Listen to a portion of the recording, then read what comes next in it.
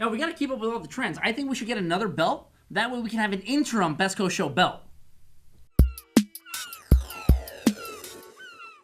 Coming to you pre-tape from the Best Coast Show studios, this is the Best Coast Show. I'm your host, Albert Aguilera. That's my producer, Curtis Stage. Curtis, as a casual fan, if you were to see a shiny belt on a poster, would you be more inclined to buy a pay-per-view? Yes, I like shiny things. Even if it wasn't like a real belt? Well, how do I know it's not a real belt? Because you're a casual fan and don't know any better. Exactly. Ah. So, yeah, I probably would. Is that what the UFC has done? That's a trend right now. Okay. Well, Albert, we are going to talk UFC today. We're going to talk UFC 206, a little recap. We're also going to talk a preview of UFC 207. We got to talk the MMA Fighters Union. We got to talk about what might be the fight of the year. It was amazing, Swanson versus Choi. Cowboys undefeated at welterweight. And we have the new interim champion. I'm confused by this. You are not, but I'm confused by this. Cyborg has been left out of 207. We got to talk about that in our preview of 207. But, Albert, we do have a guest today. We do have a guest, guys, and joining us once again live, but pre-tape for you guys at home via the magic of the Skype, is the assistant editor at MMAfighting.com by SB Nation, Marc Raimondi, everybody. Woo!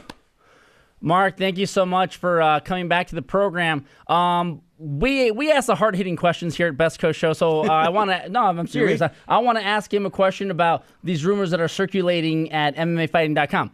I heard that you are now the new interim champion at SB Nation.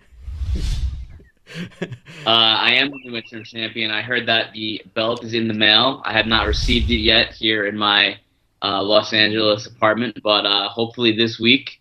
That and my passport, so I will soon be leaving the country with the new Trump presidency. Just kidding. So you're going to be ducking your fellow writers at MMA Fighting then? I plan on ducking any and all comers. That is the plan as of right now, yes. Nice. I like it. Yes, exactly. Now, we have, Marc, we have the MMA Fighter Union is the first thing on kind of our list today to talk about. Give us kind of your your ideas about this and where this is going, where we're at with this. Because now we have 5 fighter unions, apparently. All of them. All of the possible associations and unions. First thing, it's not a union. This new thing is not a union. They don't want to be a union. Oh, that's an important distinction to make. They want to be an association, and it's a very big difference. A union would be something that's like federally mandated by the National Labor Relations Board, whereas they don't want to do that. They don't want to, at least not right away. Eventually, they said they want to be a full-fledged union, but right now they just want to be an association.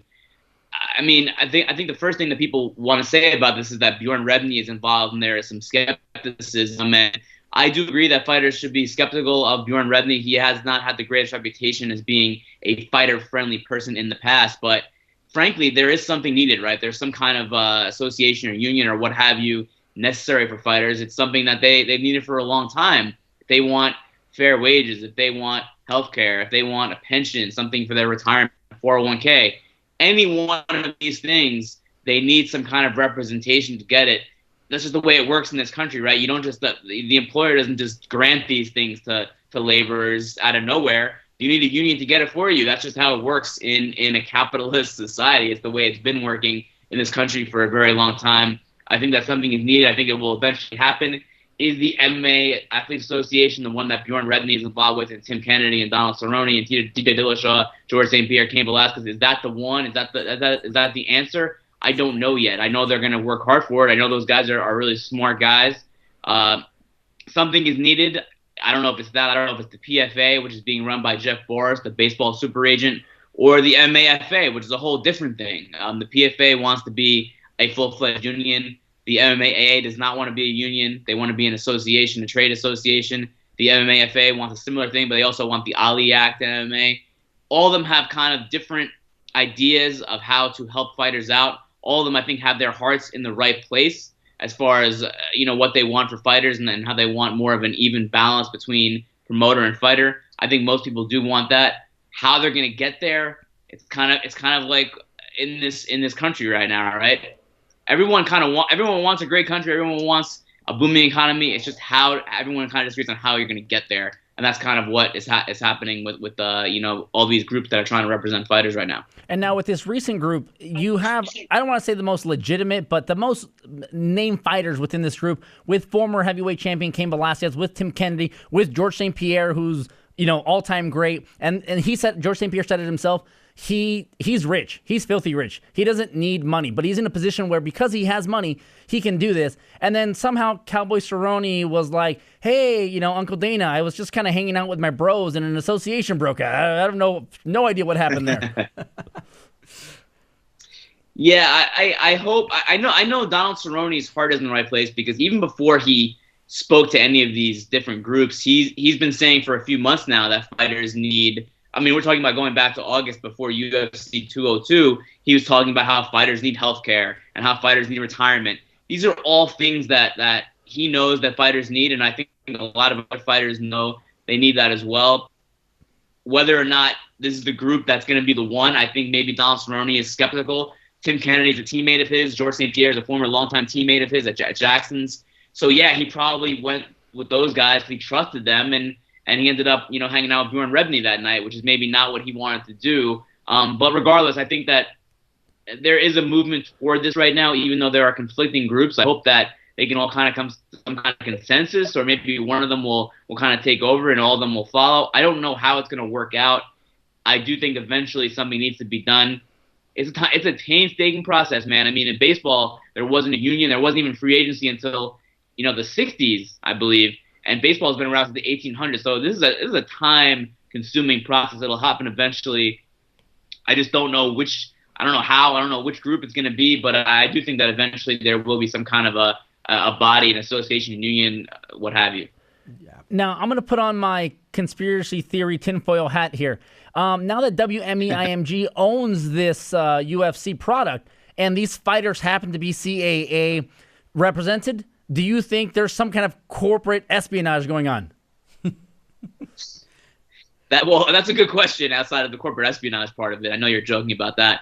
But, yeah, that's certainly a red flag when you have a possible advisory board or an executive board of fighters for the MMAAA, and it consists almost wholly of people who are represented by CAA, which, as everyone knows, is the chief rival to WME-IMG, the UFC's new owner. Certainly that is a red flag, and that's one of the things, along with Bjorn Rebney's presence, that people are wondering about. What is CAA's role? They're saying they don't really have a role outside of just supporting their clients.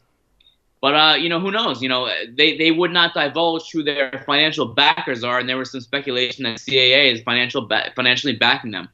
We don't know that. That's just speculation. We have no idea. All we know is that, yeah, I mean, it is certainly conspicuous that I think it's 4 out of the 5 or 5 out of the 6 of the people involved in the union as far as fighters go are rep by CAA. It's a question. It's something that you have to speculate about. Is it something that you should immediately dismiss this potential association because of their involvement? No. You have to listen to what they have to say. You have to kind of parse out what is right and what is best for the fighters, which is going to be hard to do, because people conflict on their opinions. But you can't outright dismiss them because there are CAA clients on the first board.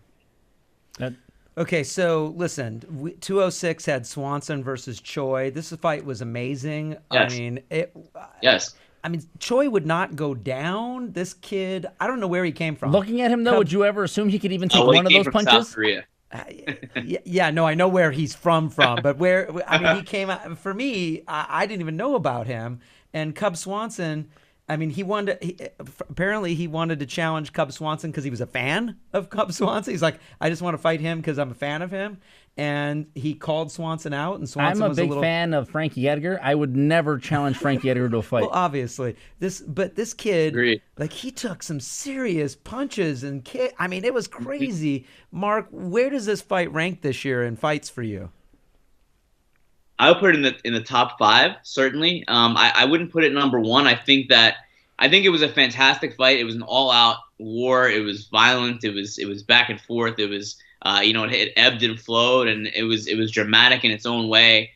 But I would not put it at number 1 because the stakes were not the highest. Yeah. I mean, right? These guys are featherweight contenders. Certainly, they're 2 of the better featherweights in the world, top 15, top 10. But in order to be fight of the year, I think you need to have a combination of that drama and of that violence, and also stakes, which is why I'm probably going to vote for Nate Diaz versus Conor McGregor too. And maybe people will say the stakes were not that high for that fight. Granted, it was a welterweight fight. There was no title on the line. But in terms of importance in the sport, it was maybe the highest drawing pay-per-view of all time. It probably did the highest pay-per-view number of all time in the UFC. Yeah. To me, that is high stakes because it drew in the casual fan. It had the most viewers. It was important in its own way because it was for the sport, for MMA, for the UFC. It was a big deal. It was the biggest deal of the year. So to me, that's still the fight of the year because it had all of that. It had the drama. It had the violence. It had the back and forth nature. Is McGregor going to come back from being exhausted at the end of that third round, almost getting knocked out in the second round? Some would argue, even though I had him winning that second round. I think that to me is the fight of the year because of all those reasons and the stakes and the interest at play. And I would still put Robbie Lawler versus Carlos Condit from way back in UFC 195 back in January over Swanson Choi as well. Again, because of the stakes. It was a pay-per-view main event. It was a title fight. It was a 5 round. Also, 5 rounds important. In this distinction as well. I put those two over that fight certainly. I'm not sure if I put anything else over it, but I put those two over that fight. 5-round fights, pay-per-view main events, stakes high, major interest. I think those are better fights than not better fights in terms of maybe all-out violence, but the whole package. I think those are better. So, and you know what I liked about Choi is I liked it after the fight how he said, I didn't expect to lose, and I'm going to go back to the drawing board, and I'm not going to lose again. I liked his confidence that he's never going to lose. He's like, I'm not going to lose again. I was like, that's bold. Will Swanson now get any rematches here after this performance? I mean, this was a pretty amazing performance from him, and I think people would now be excited to have him on a ticket. I would. I want to watch him. He's going to take a little bit of a break from what he said, which well deserved. But does this kind of get him back in some kind of high profile fights? Yeah, I mean, the first thing that I want to see Cub Swanson do is take a break. As you said, I think that he certainly has earned that for a few months. Maybe sometime back in the late spring, early summer, somewhere in that time period, I think is fine. Maybe even midsummer. But yeah, to answer your question, 100%, he is now right back in the mix at 145 pounds. This is a guy that, don't forget, was angling toward a title shot when he fought Frankie Edgar 2 years ago. And, would have probably gotten that number 1 contender slot if he had beaten Edgar. Of course, Edgar won that fight and ended up eventually getting an interim title shot because of the way that things played out. But, yeah, I mean, the way that it's working out now in a McGregor-less world at 145, Cub Swanson is right there in that mix. I mean, you're probably going to see Aldo versus Holloway next for the title to unify the titles. I hate the interim titles that Holloway has, but whatever, it exists, and they're gonna unify those titles next, probably maybe in February in Brooklyn. We'll see about that. But after that, yeah, I mean, Cub Swanson is certainly in that next mix. He may need one more win to get a title shot, but yeah, he's, especially after a performance like that, they're always going to give you a chance to get a big opportunity after putting on that kind of fight of the year caliber contender status type performance. So yeah, I mean, he's right there at featherweight, no doubt. Now, Donald Cerrone moves up to welterweight pseudo-permanently because he's looking to fight. This guy wants to fight in a couple of weeks in Denver. He's a lunatic. He's undefeated at welterweight. He's 4-0. I like the idea of him fighting Demian Maia because Demian Maia currently has that ridiculous stat where he's only received like 7 significant strikes in his last 5 fights. Demian Maia is always on the cusp of that welterweight title, and people like to say Demian Maia's style is a little boring because he's so fucking good on the ground with his jiu-jitsu and he's just going to smother you. But wouldn't a fight between a striker like Cerrone and Maia, I mean, that kick to Brown's head was ridiculous. And to think that Cowboy Cerrone at one point wanted to live at 145, I'm just like, dude, you're 6 feet tall. Don't kill yourself. What are you doing? Well, I think welterweight's a great class for him. If we haven't learned by now that people moving up in weight and fighting at a more natural weight class is only better for your performance, what are we thinking? I mean, Cowboy Cerrone has looked incredible at 170. He looks ridiculous. He's not only is he winning these fights against very durable, very good welterweights, he is knocking them out. He knocked out Rick Story. He knocked out Patrick O'Tay. He knocked out Matt Brown. this dude at 170 is legit. He's better than he ever was at 155, and he was pretty damn good at 155 too. So yeah, I mean, he's in that mix right now at 170. I think the Damian Maia fight would be very compelling. Now, Maia's earned a title shot. There's no doubt about it. Right. He's won many in a row. He's beaten the best guys in the division up until this point. He deserves to get there. But they're probably going to do Woodley versus Wonderboy too, because there was a draw in the last fight. Now, if that fight was a Woodley or Wonderboy win, Maia would have been a shoo-in for that next title shot. But that is not the case. They're probably going to do an immediate rematch, as they probably should, because Woodley did not beat Wonderboy. It was a draw. They should just do it again. That leaves the door open for a Cowboy versus Maia #1 contender, title eliminator, whatever the heck you want to call it, type fight. On the other hand, though, if Maia says I want to wait for a title shot, you have to understand the guy is not getting any younger. Yeah. That's what he wants to do. That's what he wants to do. You can't fault him for that. There are plenty of fights versus Donald Cerrone. Donald Cerrone wants to fight, as you said, he wants to fight in Denver in just a few weeks. And if George Masvidal is out there for him to fight, who's going to say no to that? Who's going to be upset by Cowboy versus Masvidal? That would be absolutely insane. Yeah, so, and speaking of having guys move up and live at a more natural weight class, Gastelum looked really great against Tim Kennedy. I know Tim Kennedy was out looking for Hitler over the last 2 years. That's why he hasn't, and that's actually not a joke, by the way. For those of you who don't know, Tim Kennedy is on a History Channel program called Finding Hitler or something, where he goes out and... Hunting Hitler? Yeah, Hunting Hitler or something. He goes out and looks for remnants of ex-Nazis and stuff. So he was out. He might not have to look farther than some areas in the United States right now. Right, but political stuff aside, that's what he's been doing the last 2 years. Just to break in and interrupt, though, as I said it on Best Coast Show, ESPN.com's Brett Okamoto reporting, Cowboy versus Masvidal is set for the Denver card. Breaking news! Breaking news! That's awesome. Well, by the time everybody sees this, by the time everyone sees this, it won't be breaking news. Sorry, Mark. But hey, it won't be fake news, but it's happening. Trust me, it literally just got tweeted by Brett Okamoto right now. Nice. He does good work. I like that guy. Yeah. So Gastelum moves up. Tim Kennedy takes a 2-year layoff because he's out hunting Hitler. And Tim Kennedy, this guy is in ridiculous shape, but he carries too much muscle. Yes. But Gastelum looked really good. And this guy can't make weight at 170 pounds. But I kind of understand what he's saying. You know, I'm Mexican. The holidays are here. I understand the way he eats. I eat the same way. My trainer hates me because I eat like way too much. Yeah. But he's right. I think someone like Luke Rockhold, like Jacare, they're too tall, they are too long, they have this advantage over someone like him, and that's why he wants to live at 170, even though he's so much faster and lighter on his feet at 185 pounds. Yeah, a couple things about this whole thing with Gastelum Kennedy. Yeah, for one, certainly Gastelum is going to be better at 185 than 170 if he continues with the kind of diet that he's going through with when he tries to get down to 170. I think that he is actually more of a natural 170 fighter. He'd probably be like a 175er if there was a 175-pound division, which I think there should be. But if he's going to kill himself at 170, he's just not going to be very effective there. If he cleans up his diet and does all the right things, gets a nutritionist like a George Lockhart or go back to Mike Dolce, I think he'd be fine at 170 if he did it right. If he's not going to do it right, then just stay at 185. Because, yeah, he's going to have some really difficult matchups against guys like who are much taller.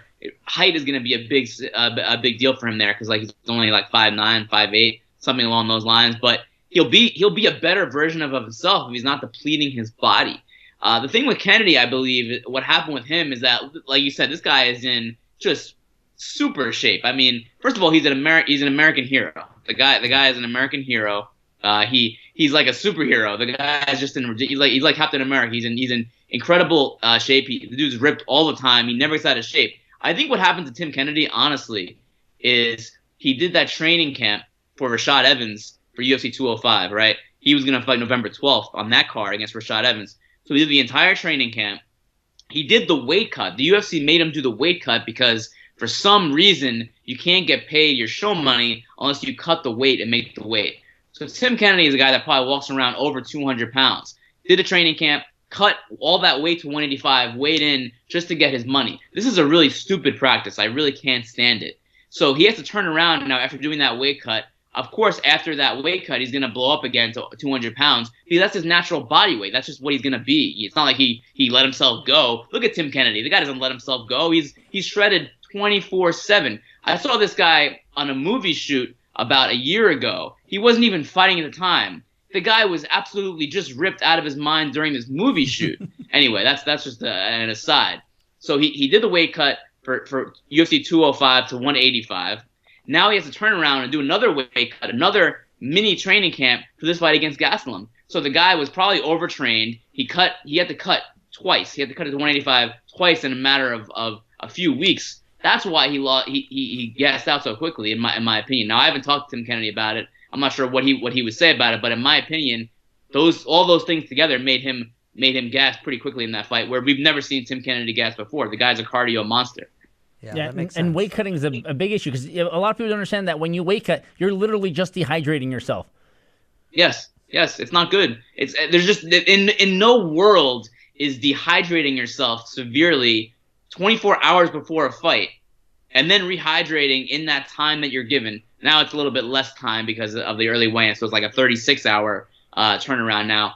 In no world will a doctor tell you that you're going to be fully hydrated again in that small amount of time after severely dehydrating your body. It doesn't work that way biologically. As much as fighters want to say, like, oh, I feel fresh and fine after cutting that much weight 36 hours later, you may feel fine, but you're still not performing up to your 100% ability in that, and so that performance suffers and health suffers because you're not fully hydrated. Your motor skills are not as good. You may get you can't react as well to punches and kicks and what have you.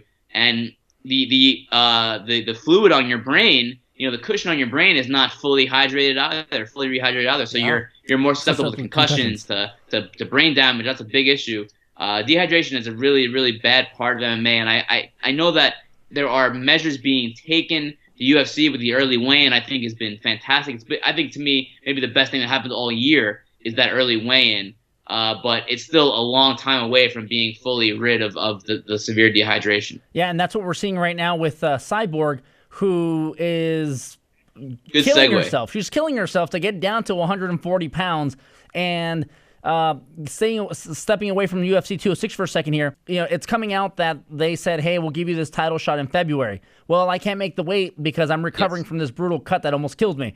Well, how about March? Correct. How about late March? And they're like, no, we want to do it like March, I think 5th or March 10th or something. And they wouldn't give her an additional 2 weeks because she says she doesn't want to cut weight unless she gets a full 12-week camp. I think that's fair. Because, first of all, they were making her cut to 140 pounds truly for no reason. I mean, there's no weight class at 140 pounds.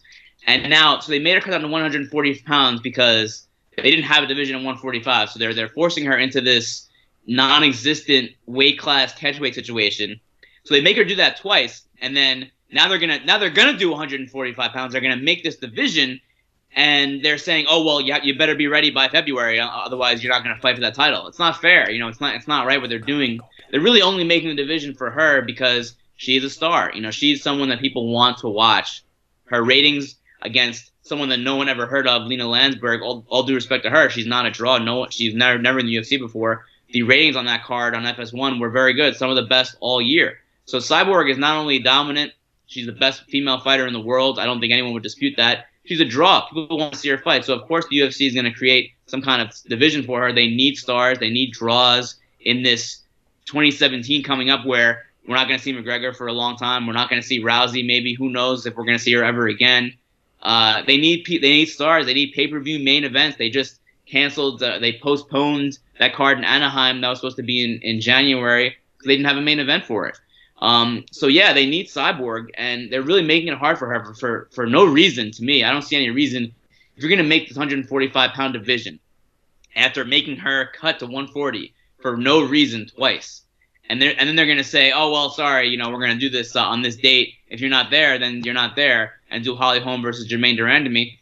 I think that's a great fight, but it's not fair to Cyborg. When Ronda Rousey came into the UFC, she was gifted the belts right away. Everyone knew that she was the best 135 pounds women's fighter in the world. No one disputed that. The same way that no one is disputing that Cris Cyborg is the best 145-pound woman in the world. She's not getting gifted a belt. In fact, she's not even part of the first title fight. I think there's something wrong there, right? Absolutely. Yeah. All right, Mark, and going from a title that's being created for a new division to saving more pay-per-views, which it seems is why titles and divisions are being created because we have yet another interim champion, which to me made no sense because we had a champion and then McGregor relinquishes the title. So Jose becomes the undisputed, air quotes, because I will dispute that he got knocked out in 13 seconds and was gifted the title for a second time.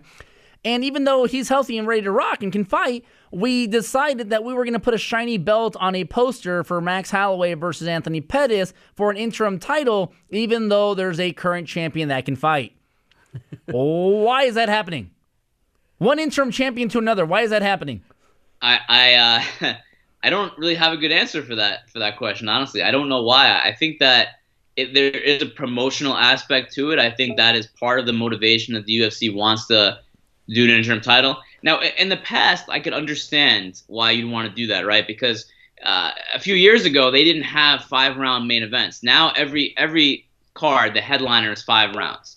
So now I would understand then if you wanted to make something an interim title because you could do it for a 5-round fight, which is what everyone wants to see, right? If you're going to have the most elite fighters out there, you want to see them for 5 rounds. 3 rounds is just not enough for the top elite, tier of fighters. So yeah, I would understand it back then in 2011 or whenever before they started doing the 5-round main events for every card. Now it doesn't make as much sense to me. I think that Holloway versus Pettis, in terms of drawing power and in terms of how many pay-per-views they could possibly get as a main event fight on a pay-per-view, I don't think adding an interim title or adding a gold belt really helps all that much. To be honest with you, I think that would have been just as marketable as a number 1 contender fight. Yeah. I don't think that adding an interim title really makes a difference. Maybe it'll look cool on a poster when Holloway fights Aldo next, because they both have belts on. But I don't know how much that really adds. I don't think that title fights add much to that bottom line at the end of the day. The one thing that we do know about pay-per-views is that big names are really what push pay-per-views. It really is the big names. It's big names. It's heated rivalries, and it is high stakes. Yeah. So, those are really the things that we've learned, and high stakes is actually toward the bottom, the latter part of that. So I don't really think it adds that much, to be honest with you. I'm not sure why they did it. I think that Max Holloway deserves a title shot, certainly, but the interim belts that keep on coming out, I'm not a big fan. And Holloway is becoming more and more interesting to the casual fan with all of his tweets. I mean, he's got some situations. Jose Waldo? Yeah, Jose Waldo. Yes. I liked his turn off Showtime and come over to Cinemax. Yeah, that's my favorite. Yeah, I was inspired. Yeah, he was trying to get people over because you're right. It's big names that bring people in, and what makes a big name is, I mean, you had someone like Jose Aldo who was the champion who won 20 fights in a row, but he didn't transcend media. So he didn't become a big name. My mother knows who Ronda Rousey and Conor McGregor are. My mom does not watch fighting at all. But when you transcend media, that brings in pay-per-view, that brings in the casual fan, because the hardcores are going to buy it every month like I do and you do. But the casuals won't. And even Holloway, after he won, he said, this is really cool, but let's go get the real one.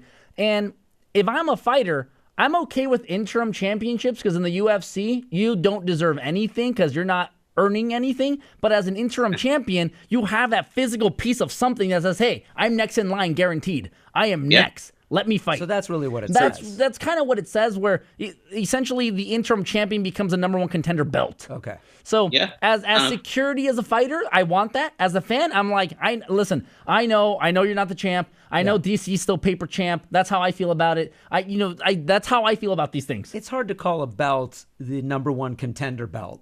I don't. It doesn't roll off the tongue. No, I don't. It doesn't roll off the tongue. All right, so should we talk about quickly UFC 207? 207, it's the return of Ronda Rousey. Have you been seeing these promos? I have. I've watched all of them. Do they, assuming you're a casual fan, do they excite you? Do you think, hey, I'm watching this, Ronda's back? Well, because they promote it as Ronda is back, but not as Amanda Nunes. Amanda Nunes is the champion. Come watch her. She's the first Brazilian female champion. Yeah. She's the first openly gay champion too, correct? Correct. That's correct. So they're not billing it as, hey, come check out our champion. They're saying, hey, come check out our former champion. That's how they're billing all of these promos. But, Mark, is Ronda coming back for this? I mean, is this happening? Officially, yeah. Oh, okay. Where have you been the last 6 months? I don't know. Yes, it is officially happening. And yeah, I mean, that is, of course, that's how they're billing it. I mean, how else would you bill it?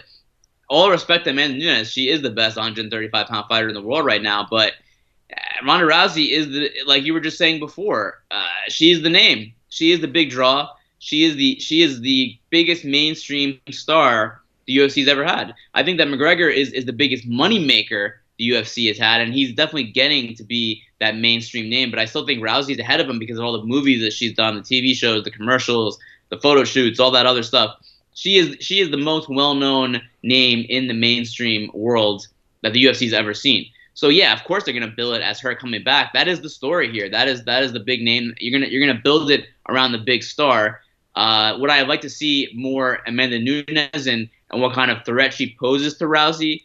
Yes, absolutely, of course. Would I like to see more of the emotion of Rousey coming back from that big knockout? Yes, because that is a big part of the story as well, right? Because we want to see what she's going to be like after that knockout. She's never been defeated in MMA before the loss to Holly Holm, and it was a very tough. She obviously took it very hard.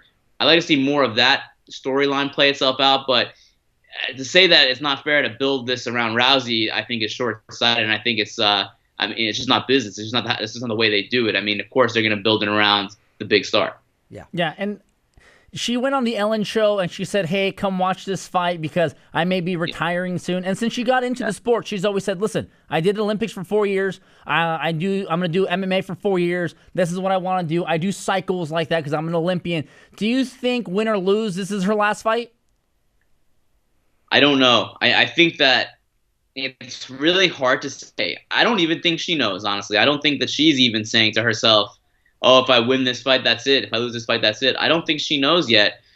Miesha Tate, when she fought Raquel Pennington in UFC 205, going into that fight, she didn't plan on retiring afterward, but she didn't like her performance, and she decided that she was going to hang it up in that moment. So I don't know where Ronda Rousey is at mentally right now. No one really truly knows. I do feel like if she wins, I don't think we've seen the last of her. I think if she wins the belt back, especially if it's in dominant fashion, I think we can certainly see her again. I think she'll defend it again at least once. If she loses, I don't know. She's someone outside of the Holly Holm fight, don't forget, that hasn't taken a lot of damage in her career, right? I mean, she hasn't gotten hit in the head much because she finished all of her opponents so quickly. So she really wasn't taking a lot of damage in those fights. She was almost unmarked in many of those fights. So it isn't like she had a lot of wear and tear on her body, anything like that. She can certainly do it from a health perspective for a while longer. So I really think it depends on whether she wins or loses, how the fight goes. I think it's such an intriguing fight because there's so much unknown going into the fight, during the fight, how is she going to react, and after the fight. Will we see her again? What is the future of that division? It is a fight that I'm looking forward to very much. I just thought about this. If Ronda and Holly win, they will do a rematch for July's Fighter Week, International Fight Week. Yeah. July. I can see champion versus champion, and then Cyborg's going to get screwed out of another title shot. That's exactly what's going to happen. I would not be surprised. That would suck. And one thing for UFC 207 that I don't believe has gotten the attention it deserves, when Cain Velasquez came out with the association news, he flat out said, "Listen, I'm fighting Fabricio Verdum at sea level, so you're going to see sea level Cain. And what's going to happen is I'm going to have surgery immediately afterwards." He just told his opponent, "There's an injury on me. I'm not going to tell you where, but there's an injury on me that requires surgery." Yeah. How smart is that? I mean, I think I appreciate what he was saying on that phone call for the MMA AA. I think that it was basically he was just illustrating how difficult fighters have it and how much they need that full-scale health insurance, how much they need protections for when they retire. So I understand why he did it. He probably didn't need to mention that he needed another surgery after the fight. Yeah. That was probably not necessary to do. But, I mean, this is Cain Velasquez we're talking about. This guy has surgery every month, it seems like. The guy is injured quite often. He's had a hard time with that stuff in his career. So you can probably deduce that he would need surgery again sooner or later. Maybe not the greatest idea to announce it to everyone on that call, though, because I'm sure Fabricio Verdum was keenly aware of what he said. Yeah, he probably has a really high health premium. Yeah. Luke Rockhold, speaking of telling your opponent you have an injury, Luke Rockhold told Michael Bisping and the world days before his title defense, which ultimately he lost, that he had a torn MCL going into that fight. 2 days before the fight, he's like, listen, I'm coming into this fight. I have a torn MCL. I won't tell you what leg it's on, but it's one or two. Yeah. And that didn't go so well for him. No. Going into the other championship fight that's in UFC 207, Dominick Cruz is fighting Kobe Garbrandt. And Dominick Cruz is methodical type of fighter. This guy can break. He's an analyst for a living, right? This guy breaks everything down. He's fantastic on Fox. And his trash talking is really good. His trash talking is like to the point where he's just like, okay, I'm going to let you trash talk, and then I'm going to correct you because your trash talk is really bad. Yeah. And then I'll trash talk you some more. Yep. What do you make of that fight, and how do you feel that 135 division is shaping out for the men? I mean, I love that fight. I think that was the right fight to make. I did think TJ Dillashaw beat Cruz back in January of this year. January? Yeah, it was January. I thought he won that fight, but even so, Cruz looked great against Faber. Garbrandt is the hot young prospect in the division. There's a story there with Garbrandt being part of Team Alpha Male. Cruz has been feuding with that team for literally 10 years. So I think that was the fight to make.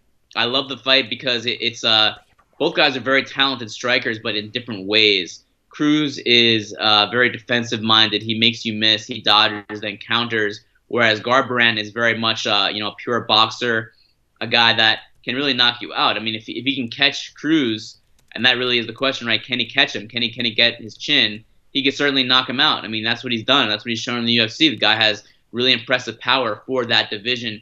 I love the fight. I think that is. I think 135. If you're asking about the division itself, I think it's one of the best ones. It's one of the most intriguing ones right now to me in all of the UFC. I mean, people always say, 170 is the best division in the UFC, or 155. I don't know if 135 is the best division in the UFC, but I think it's definitely at its height right now because you have TJ Dillashaw out there. You have John Lineker out there. You still have Jimmy Rivera, who I believe is fighting Brian Caraway early next year. Aljamain Sterling is the top prospect. Michael McDonald, John Dodson, Thomas Almeida. I mean, all of these guys are super young and super talented. I think that we will see in the next maybe year, 2 years, bantamweight come into its own as a division that people really pay attention to, and as one of the best divisions in the UFC. I really believe that. Yeah, that's true. I mean, a lot of people talk about 145, 155 being murderer's row, and they really are. But those divisions are a little bit older. These are guys that are late 20s, early 30s, and they're not heavyweights. They're not going to be fighting till they're 37, 38. But yeah, the 135 division looks really interesting over the next year and a half at least. Yeah. Do you think eventually Dominick Cruz, if he continues this streak and clears out his division like Johnson did, he might fight Mighty Mouse again, or he might even move up to 145? Because on UFC Tonight, this was a while ago, this was a few months ago, he called out Conor McGregor when Conor McGregor was still officially the 145 champion. Right. I would 100% pay for that pay-per-view. Yeah, that'd be awesome. Sure. There's no doubt about it. I don't think McGregor will ever go down to 145 again, No. But a fight like that would probably interest him because, I mean, it's a super fight. This is a guy, I think Cruz is one of the best pound-for-pound fighters in the world right now. I would put him right up there with the Demetrius Johnsons and John Joneses of the world. I put him right there. So, yeah, I mean, that is an incredible fight. And do you see now we're going into an era of I mean, the belts are great and they're shiny and they're cool, but do you feel that now we're falling into this era of money fights? Belt, no belt, put the two biggest names together and fight them. I think that's good. I think it's a good thing, honestly. I really do. I think that is good for fighters and it's good for fans. I really believe that. I think that, look, at the end of the day, what is this? What are we talking about here? We're talking about a sport. We're talking about a sport that is based very much on business, on getting the pay-per-views, right? There's no UFC unless they do well on pay-per-view. That's their revenue model. That's how they get most of their money. There's no UFC if there's no good TV ratings. If no one is watching the UFC on FS1, there's going to be no FS1 to want to carry it. There's going to be no channel that wants to carry it. We're talking about a sport that is based very much on fan interest. So if you want fan interest, you have to put together the fights like McGregor versus Diaz, the ones that the most fans want to watch. You got to put together the Ronda Rousey fights, the big fights, the super fights, the ones that are going to draw the most fans in. There's nothing wrong with that. And on the other side of that, it's good for fighters because if you can market yourself and win enough and create that fan base for yourself, you can make the most possible money. The people who make the most money for the UFC and get the most fan interest make the most money themselves. That's how this system works. Now, it could be changing with associations and maybe the Ali Act extending to MMA, unions, whatever. But right now, as it is, the best way for the fighter to make money is to be as marketable and to make fans wanna buy their stuff and buy the pay-per-views and watch their fights as possible. And the same thing with the UFC. That's the goal, to make money, to draw ratings, and they all go hand in hand. Mark, how many UFC fighter kits do you own? I don't own any UFC fighter kits. I do own this wonderful all elbows fighter kit though, right here that I'm wearing today. Oh, actually, I did see her put that up on her Twitter the other day. Tell people how they can buy that as an awesome Christmas gift. If you go to @allelbows, I believe it's spelled out on there, or if you go to Esther Lynn's photography Facebook page, she has it on there. I'm not sure if the deal is still going. I'm looking it up right now. Maybe she'll give a special deal because we've put it on the show. Oh, yeah, there was totally a special deal where proceeds no. were going to charity. It was going to the ACLU and Planned Parenthood, two very important organizations right now in this country. You have to go to allelbows.bigcartel.com, and the promo code is TouchButt, one word. Touch butt, like McGregor, touch butt. All right, we'll put that in the link to this video. We'll also put it in the description for the SoundCloud, iTunes stuff. That way you guys can help Esther Lynn and these charities, because if you are an MMA fan and you're familiar with Esther Lynn, you know that she does really fucking great photography and post-fight videos where she recaps events, and they're fucking great. Yeah, she's like, awesome. They are awesome. The best. And this is her dog, Rubella. Oh, is that her dog? Yeah, it's her dog. Oh, I thought it was yours.